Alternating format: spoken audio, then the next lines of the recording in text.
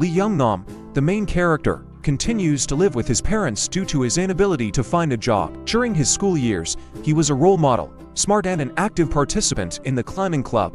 However, now his interests are limited to working out on the pull-up bars, which has led the local residents to consider him an oddball. Despite this, he hasn't forgotten his past and carefully keeps all his climbing gear at home, much to the dismay of his sister, who regularly scolds him for it.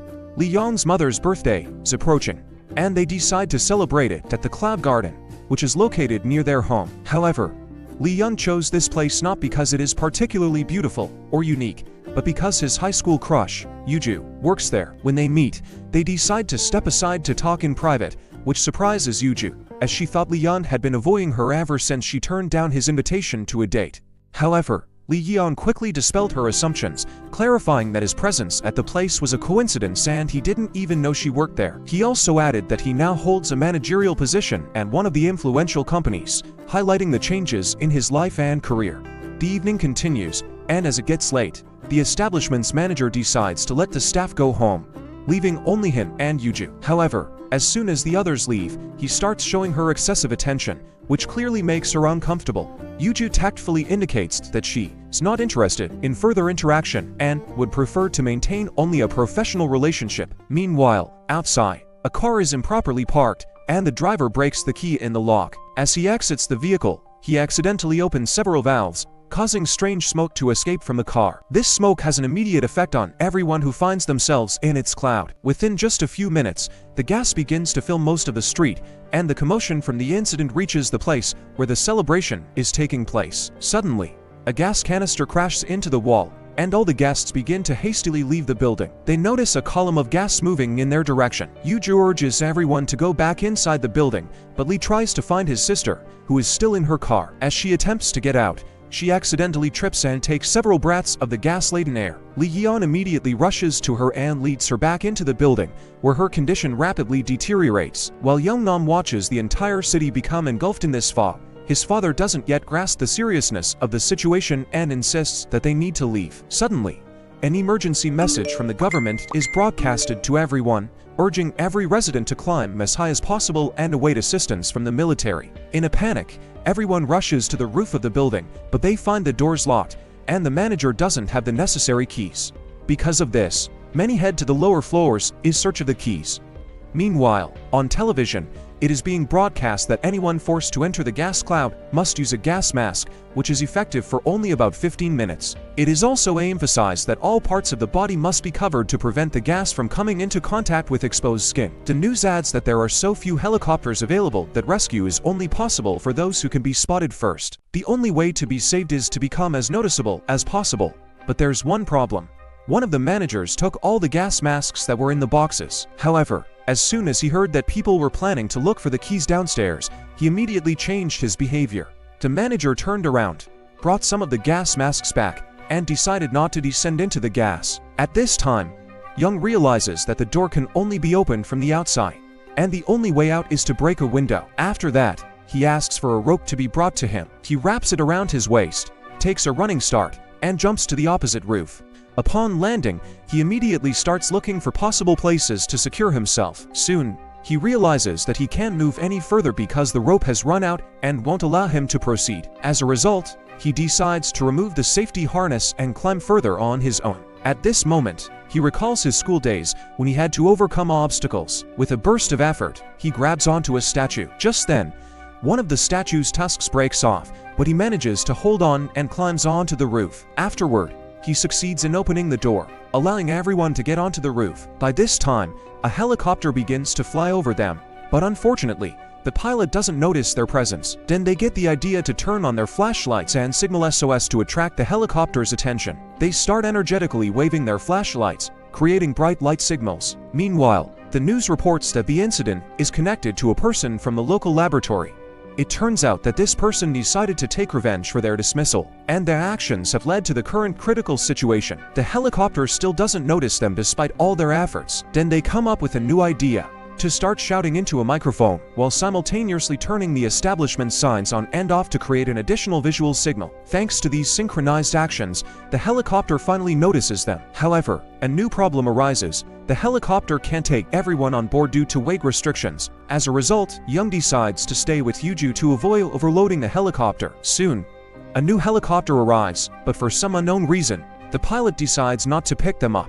In desperation, Young and Yuju begin to develop a new plan. While Young was gathering the necessary items, he noticed that the gas was starting to rise. They quickly put on gas masks, carefully tape up their entire bodies, and run outside. Making their way through the city, they manage to reach a new roof, but soon realize that the gas has already reached this place as well. Seeing that the situation is becoming critical, Young decides to use the last filter. He quickly puts it on and descends. Meanwhile, Yuju climbs to the top of the building, trying to avoid danger. After a few moments, he also climbs up to the roof after her and, overcoming his fatigue and fear, hands her a new filter. They struggle to reach the gym, where they can finally be without masks. This place gives them a chance to rest and think about their next steps. They need to get to the neighboring roof. After discussing various options, they manage to throw dumbbells onto the opposite roof. Gradually, by tightening the rope, they create an improvised bridge. When the rope becomes tight enough, Yuju carefully makes her way across. Everything goes according to plan until it's Lee Yong's turn,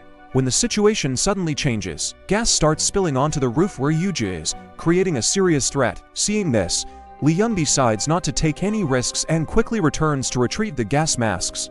Authorities realize that ordinary water can neutralize the gas, although the exact time needed for this remains uncertain. Lee Yong came up with a clever plan to set up mannequins so that rescuers would think there were many people in the building, hoping to attract their attention. Suddenly, they notice that a whole crowd of people is unable to leave the room. These people were trapped and didn't know how to get out. Lee Yong and Yuju tried to explain to them that there is a fire escape nearby and that they just need to climb up to be saved. One of them decides to follow their advice and starts climbing up the ladder, but he loses his balance and almost falls down, causing a wave of panic among the others. Soon, a helicopter spots them, but they realize that the first priority is to save the people who are trapped. They quickly set up an arrow to point rescuers in the right direction. Suddenly, an explosion occurs, causing a powerful wave of gas to head in their direction. In a panic, they conclude that the nearest building is the safest place. Without wasting any time, they start moving to the adjacent building. At that moment, a drone belonging to a television company, paid for by Yong's father,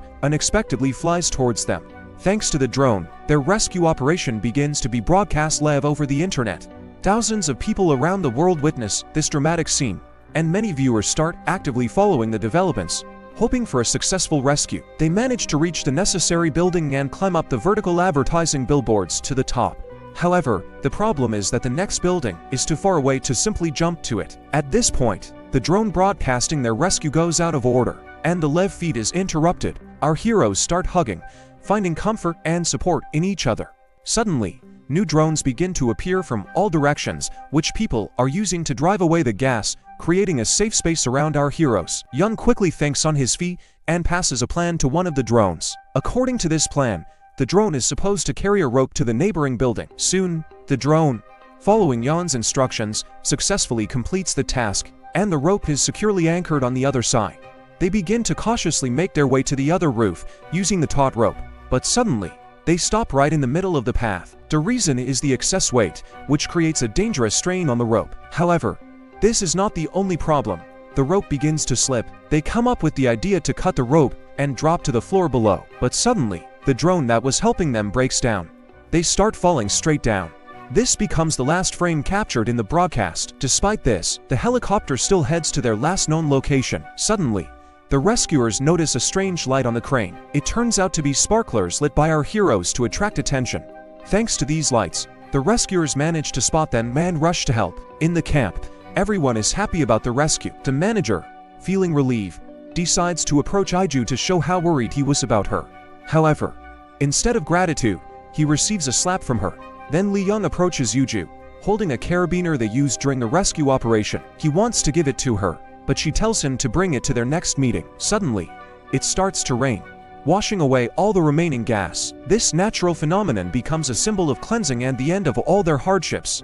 Well, this was Movie Memo with you, and we hope you enjoyed this video. Write in the comments how you rate this film, and don't forget to subscribe to our channel. See you next time. Bye.